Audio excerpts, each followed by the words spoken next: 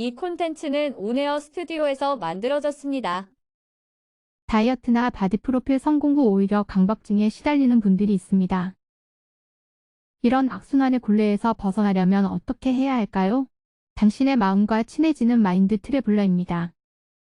다이어트나 바디 프로필 성공 후 오히려 강박증에 시달리는 분들이 있습니다.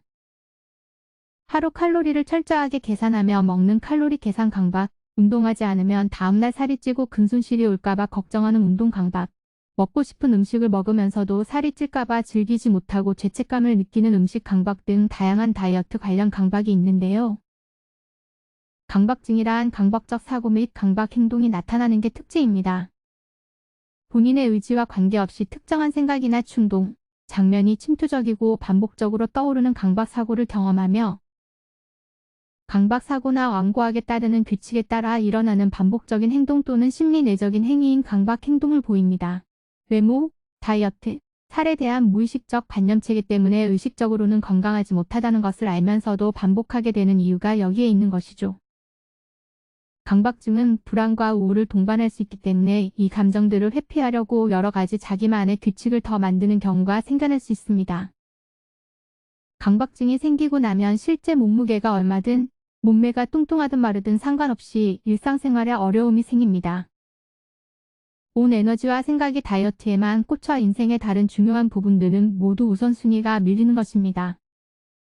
당사자들도 이런 강박을 버려야 더 건강하고 편안한 삶을 살 수 있다는 것을 너무 잘 압니다. 그런데 문제는 그러기엔 두렵다는 데 있습니다.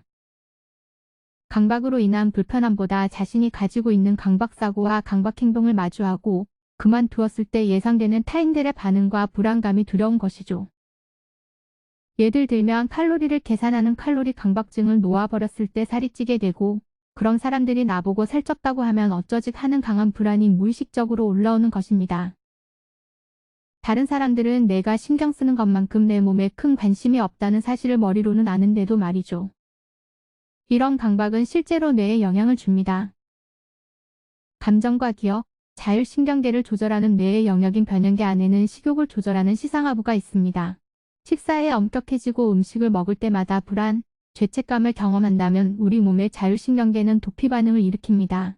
심장이 빨리 뛰고 땀이 나고 불안을 유발하는 것이죠. 이는 실제 원시시대의 생존의 위협에 대응하기 위해 발달한 뇌 부위인데 생존의 위협이 되지 않는 상황에서도 자율신경계가 작동하여 감정에 영향을 줍니다. 이는 실제 원시시대의 생존의 위협에 대응하기 위해 발달한 뇌 부위인데 생존의 위협이 되지 않는 상황에서도 자율신경계가 작동하여 감정에 영향을 줍니다. 결국 뇌가 불안정해져서 개인의 감정적 인내 단계들이 극도로 낮아지게 됩니다. 식욕을 강하게 통제할수록 감정과 수면까지 악영향을 받아 평소보다 예민해질 수밖에 없는 거죠. 이는 심리적 안정성에도 영향을 줍니다. 내가 평소에 꺼려하던 고칼로리 음식이 식사 메뉴로 나왔다거나 운동할 시간이 갑자기 부족해지는 것 등 아주 작은 변화들에도 쉽게 좌절을 경험하는 것입니다. 결과적으로 뇌의 불안정함은 내가 마른 것을 유지하지 않으면 모든 사람들이 나를 싫어하고 나는 가치가 없어질 거야 라는 헛된 믿음을 만들고 감정적으로 더 취약한 상태가 됩니다. 이런 악순환의 굴레에서 벗어나려면 어떻게 해야 할까요? 먼저, 강박으로 인해 불안정해진 뇌를 바꾸는 습관을 들여야 합니다. 자율신경계를 안정화시켜 불안과 스트레스를 낮추는 것이죠. 이를 위한 몇 가지 방법은 다음과 같습니다. 첫째, 체중에 대해 유연한 사고 가지기. 내 체중을 숫자가 아닌 범주로 인식하는 것부터 시작합니다. 예를 들어 평소에는 60kg라도 생리주기에는 64kg까지 증량할 수 있습니다. 그렇다면 나의 체중을 60에서 64kg 범주 안에 있다고 인식하는 것.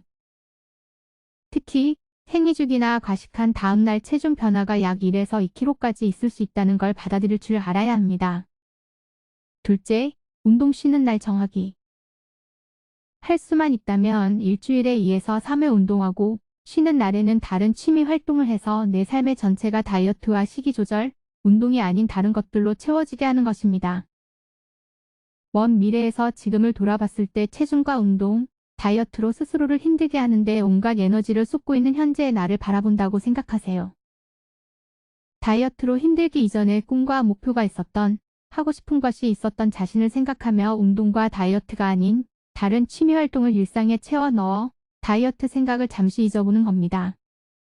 셋째, SNS 다이어트, 몸매, 바디 프로필에 관한 자료 끊기.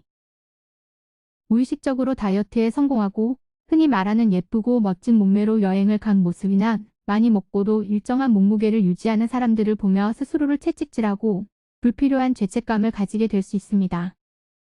넷째, 음식에 대한 감정 인식하기. 음식은 음식이고 칼로리는 우리 몸에 얼만큼의 에너지를 공급할 수 있는지 나타내는 지표일 뿐입니다. 달고 지방이 많은 고탄수화물 음식을 잠시 떠올려 보세요. 인상이 나도 모르게 찡그려지거나 헉하는 불안이 올라오진 않았나요? 그렇다면 내가 음식과 불안, 두려움을 연결시키고 있다는 뜻입니다. 나도 모르게 일상에서 그런 음식을 보거나 떠올릴 때마다 이렇게 자율신경계가 반응하고 스트레스 받아 하고 있다는 것을 인지하세요.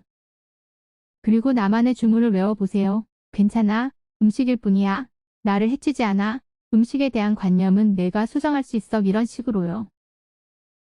처음에는 소용이 없는 것 같지만 꾸준히 하다 보면 빗물에 바위가 깨지듯 음식에 대해 여유로운 태도를 가지게 될 수 있습니다. 다섯째, 일주일에 한 번은 좋아하는 사람과 함께 식사하기. 고칼로리 음식과 불안을 연합시켜 생겨나는 두려움과 불안을 완화시키기 위해선 불안 대신 편안한 감정을 음식과 새로 연합시키는 것이 필요합니다.